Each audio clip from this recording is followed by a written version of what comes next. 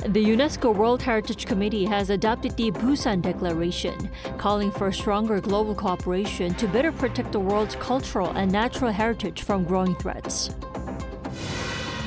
South Korea says it's closely coordinating with the United States to safeguard national interests as officials push ahead with talks on tariffs and non-tariff trade barriers. Spain cemented its status as the Football World Cup's dominant force, edging Argentina 1-0 after extra time to capture the 2026 FIFA World Cup title. The 48th UNESCO World Heritage Committee began formal deliberations in Busan on Monday, with the delegates unanimously adopting the Busan Declaration to strengthen global cooperation in protecting world heritage. Our culture correspondent Jung Hae-rim has our top story tonight. The UNESCO World Heritage Committee adopted the Busan Declaration on Monday, a South Korea-led initiative calling for stronger international cooperation to protect World Heritage sites. The declaration proposes adding collaboration as the sixth strategic objective of the World Heritage Convention. In the face of today's global crisis, solidarity within the international community remains the only solution. I hope this committee will serve as a turning point in reinvigorating cooperation under the World Heritage Convention. The Busan Declaration is the committee's first formal declaration setting out the strategic direction for World Heritage protection since this 44th session, which was held in China in 2021. It also emphasizes inclusive interpretation of heritage values and shared responsibility for World Heritage management while addressing challenges including armed conflict, climate change, development pressures, and rapid technological change. Yet, acknowledging that the troubling reality that we are faced here, World Heritage properties and other sites of cultural significance continue to suffer from consequences of armed conflict around the world and also of climate change. Korean culture is also being showcased beyond the conference hall through the K Heritage House from Monday to July 29th, where visitors can explore dozens of exhibitions, performances, and interactive experiences highlighting Korea's cultural and natural heritage. The first plenary sessions saw delegates adopting the committee's agenda and timetable before beginning discussions on reports from the World Heritage Center and its advisory bodies. The afternoon session focused on ways to strengthen heritage protection in Africa and small island developing states. The committee will spend the coming days reviewing the conservation status of existing World Heritage sites before turning to new inscriptions and modifications, including South Korea's proposal to expand the Gov't, Korean tidal flats World Heritage Site. Jung Hae-rim, Arirang News, Busan. Despite seeing record-high exports, South Korea faces mounting economic risks. Amid trade uncertainties with major partners and Middle East tensions, the government has discussed managing these risks and expanding the country's global market presence. Lee Ju-yeon has more. The Korean government has designated the stable management of the external environment as a core task amid rising external uncertainties. According to the ministerial meeting on international economic affairs on Monday, Deputy Prime Minister and Minister of Finance and Economy Koo Yoon-chol said the government will leverage its cooperation networks built through bilateral summits to manage external risk. Minister Koo announced that the government is closely coordinating with the U.S. on trade management and that it is putting the national interest first. He explained that the officials are actively discussing responses to U.S. tariff measures and follow-up implementations to counter non-tariff barriers. Regarding the plan to invest $350 billion in the U.S., he said Korea is reviewing its commercial feasibility and implementation system. Following the enforcement of the Korea-U.S. Strategic Investment Special Act in June, the government has launched the Project Management Committee and the Steering Committee to build the institutional and infrastructural foundations for the investment. The government has also laid out frameworks for strategic economic cooperation. This includes a comprehensive official development assistance business model, the KAI package, aimed at enhancing the growth potential of developing countries.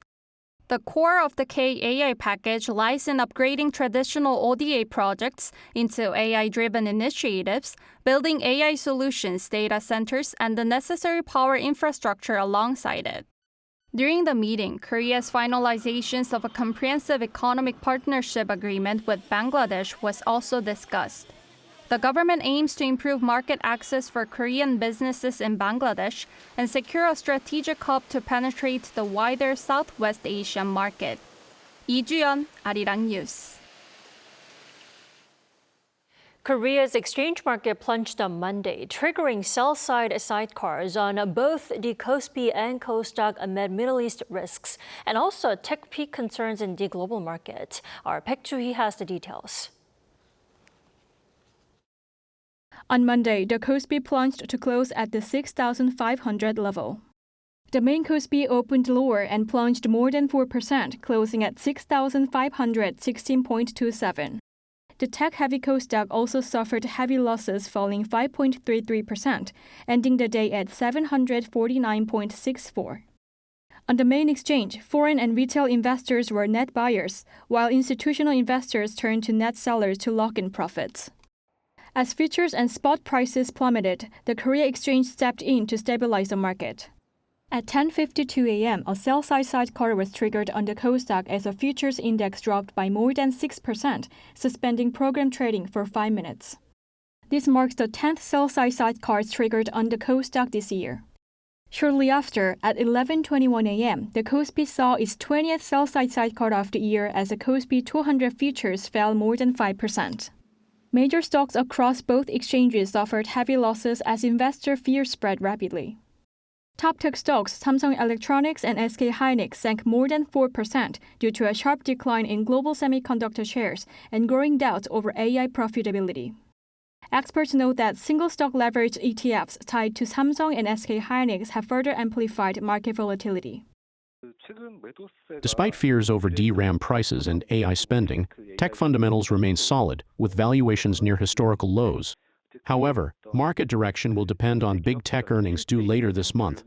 Until Korea introduces new limits on single-stock leveraged products on August 5th, high volatility is likely to persist.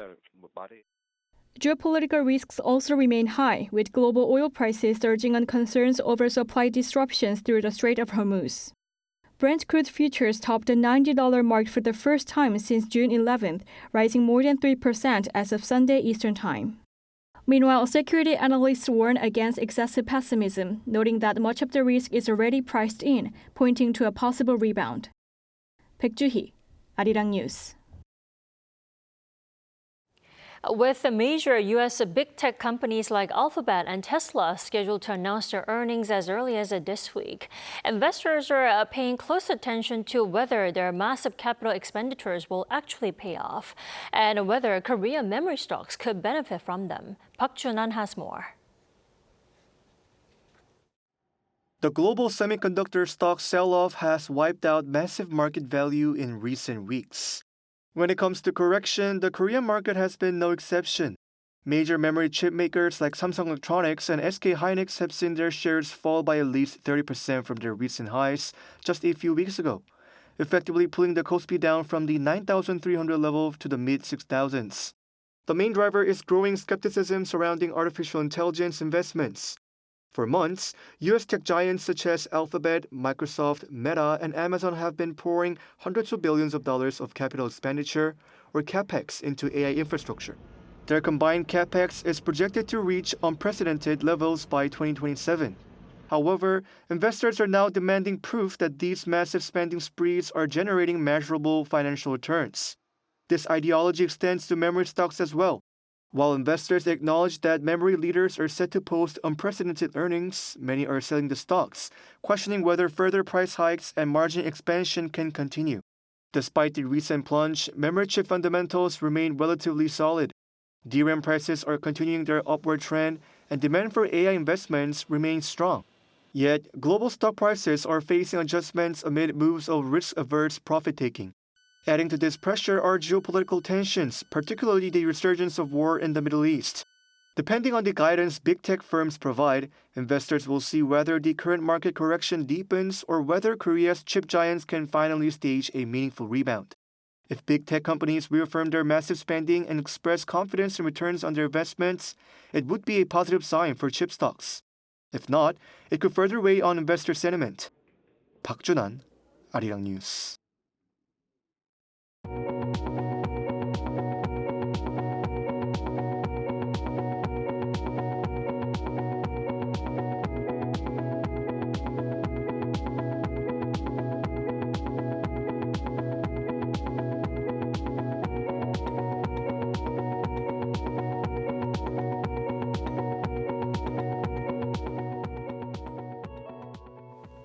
A political deadlock overshadowed July's extraordinary National Assembly session, with the main opposition launching a filibuster during today's plenary meeting.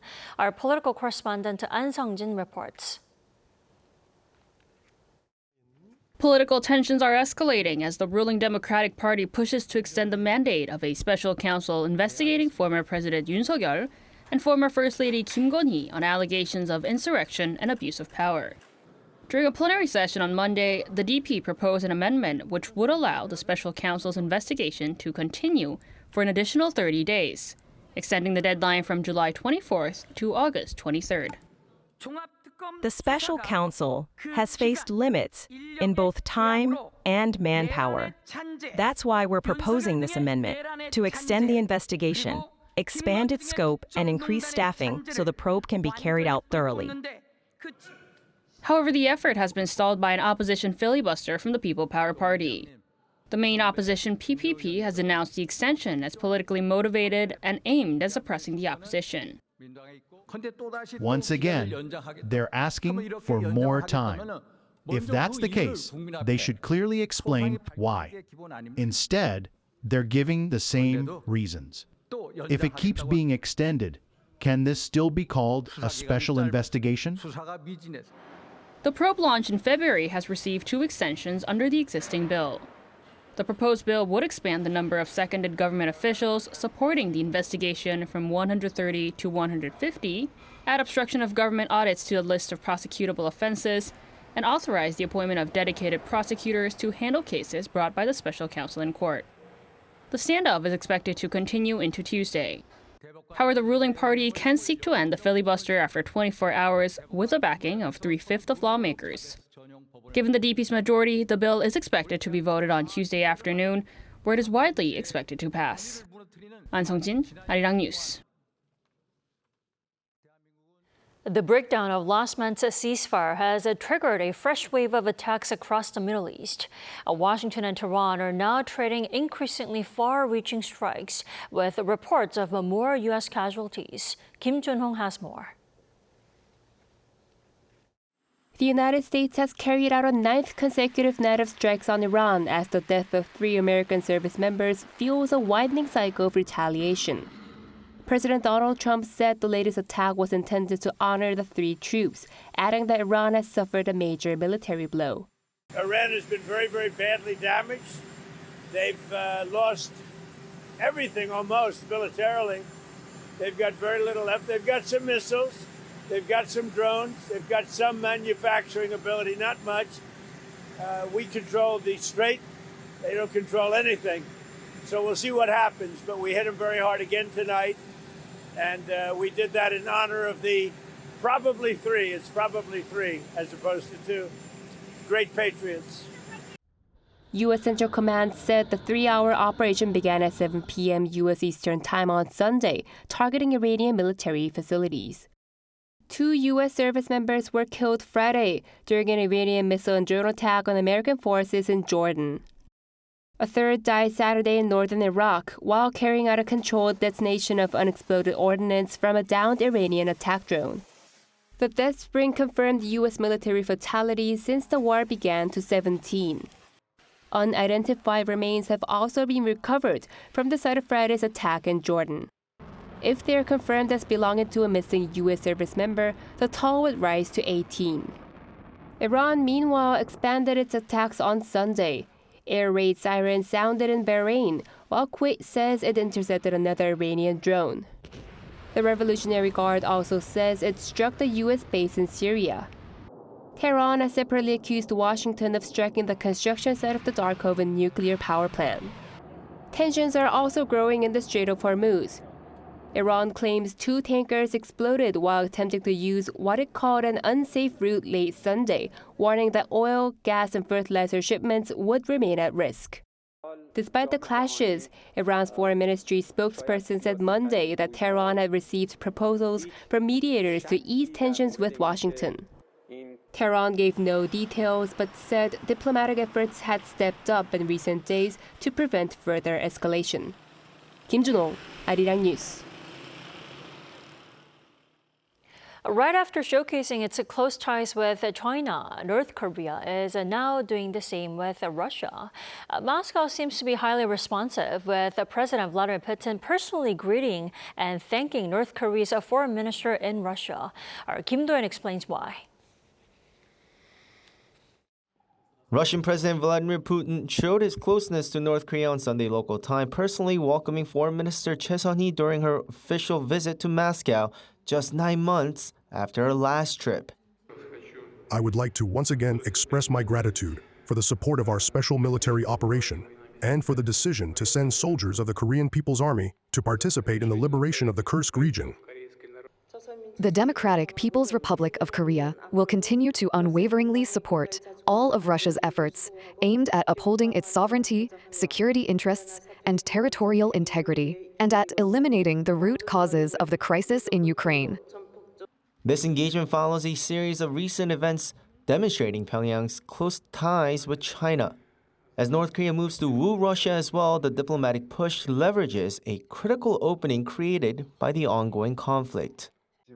Russia is currently in a highly unfavorable wartime situation where tighter military collaboration with North Korea has become an absolute necessity.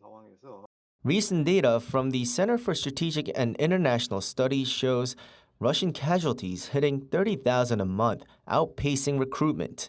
Compounded by shrinking frontline control and relentless drone strikes, Moscow faces crippling attrition, forcing it to rely on North Korea, which, according to reports, has supplied massive ammunition stocks and up to 15,000 troops. From Russia's perspective, they need more weapons support due to the intensifying war. For North Korea, they are likely demanding faster transfers of advanced military technology and economic cooperation in return for their troop deployment. With mutual strategic dependency rapidly accelerating, eyes are now on whether Kim Jong-un will make a trip to Russia himself by the end of the year. Kim Do-yeon, Arirang News. Korean science fiction film Hope by director Na Hong-jin has surpassed the 2 million admission mark just 5 days after its release, making it the fastest film to reach the box office milestone this year. That's according to the Korean Film Council on Monday. Hope, starring Hwang Jung-min, Jo In-sung, and Jung Ho-yeon, opened in Korea on July 15th. The film is set in the fictional village of Hoppoport near the demilitarized zone, which sees the sudden arrival of mysterious extraterrestrial creatures. It premiered at the 79th Cannes Film Festival earlier this year. Now, the previous record for the fastest film to reach 2 million views this year was Yeon Sang-ho's The Colony.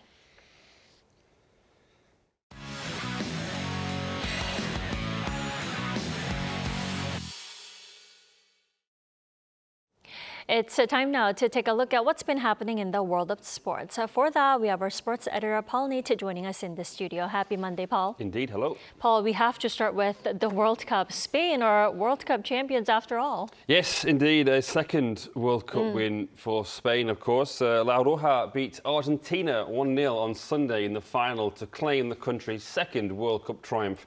The first, of course, coming in 2010.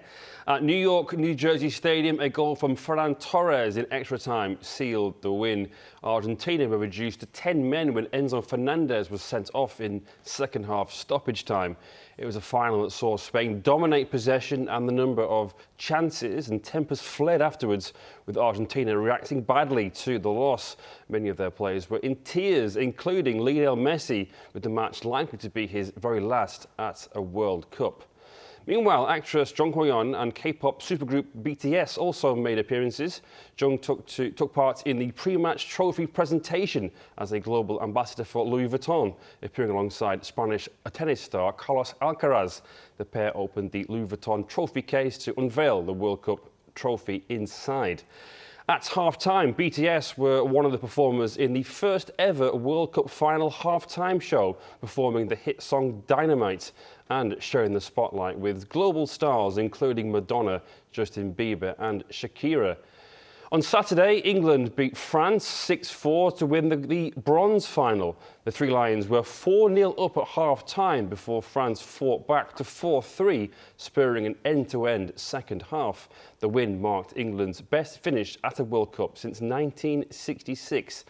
France forward Mbappe scored twice to win the Golden Boot, ending the World Cup with 10 goals. There's that for the World Cup, but staying with football, finally, a golfer, Heung-min, tell us more. Yes, finally off the mark, if goal-wise, in MLS this season. Son Heung-min on Saturday scored his first league goal of the season in LAFC's 3-0 Los Angeles derby win over LA Galaxy, a match known as El Tráfico, a name that cheekily nods to the notorious highway congestion in the Los Angeles metro area. Son got the third goal of the game just shy of the hour mark with a well-taken shot from just outside the box. LAFC sit third in the Western Conference with 8 wins from 16 matches. Son has spent most of the season providing assists and so far has a league-leading 8 number of assists so far.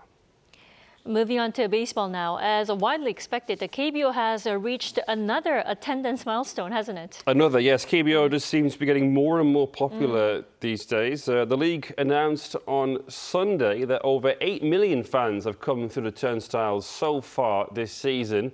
And after 443 games, it beats the record set just last year by 22 games.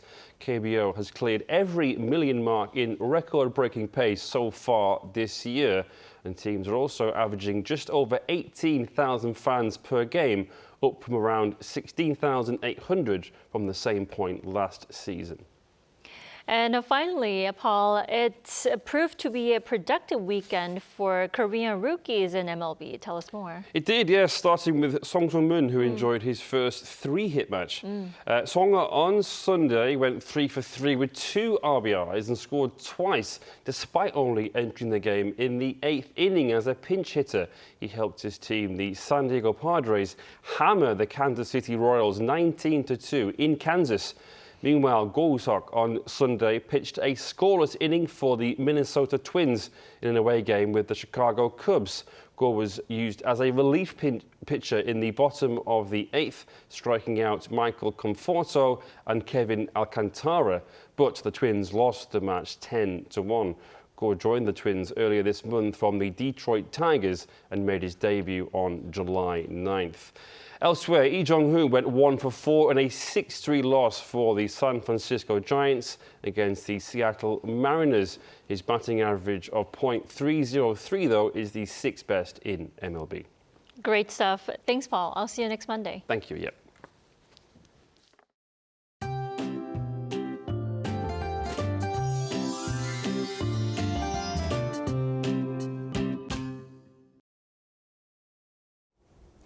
A band of heavy rain is stretching across much of the central regions right now. Some parts of Gyeonggi-do province and Gyeongsangbuk-do province are seeing downpours of up to 30 millimeters an hour. After days of heavy rain, the ground is already saturated across much of the country. So please stay alert for possible landslides and any additional damage. Heavy monsoon rain will continue to target the central regions tomorrow. The capital area and northern Gangwon-do province could see up to 120 millimeters, while Chungcheong-do provinces could see more than 100 millimeters of rain. Tomorrow, Seoul will start the day at 24 degrees Celsius, Chuncheon 23, Busan 26 degrees. Then by the afternoon, Seoul will get up to 29 degrees, Daejeon 31 and Daegu 34 degrees. The seasonal rain front will stick around this week, bringing rounds of monsoon rain to different parts of the country. So don't forget your umbrella and stay safe out there. Now here's a look at the weather around the world.